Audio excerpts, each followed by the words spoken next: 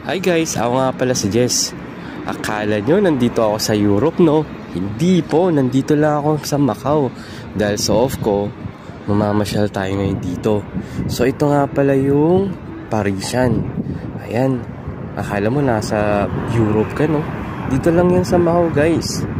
Ayan, so dahil sa off ko, maglalakad-lakad tayo dito ngayon.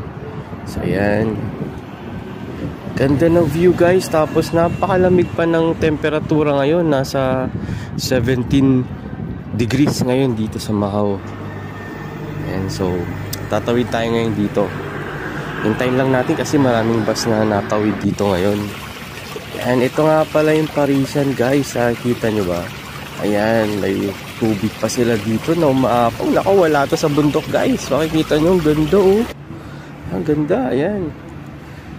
Wow, sobrang ganda. Tapos yung lamig talagang saktong-sakto pa dito sa mga nakikita mong view dito guys. Ayan, yan yung Parisian guys. Ayan, so tara, lakad pa tayo dito hanggang dito. Ayan, so naglalakad ako. Medyo maaraw siya pero malamig yung klima niya guys.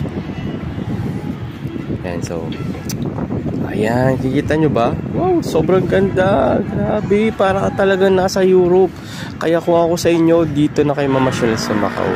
Napakamura pa po ng ticket na papunta dito. Tapos talagang sulit na sulit yung pasyal nyo dito kasi para kayong nasa Europe. Ayan. So pinaghalong Europe tapos Chinese yung mga style dito sa Macau.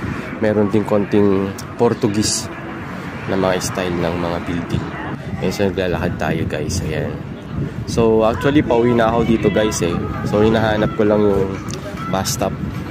Alam ko pala yung bus stop. Hinahanap lang natin yung daan. Daan?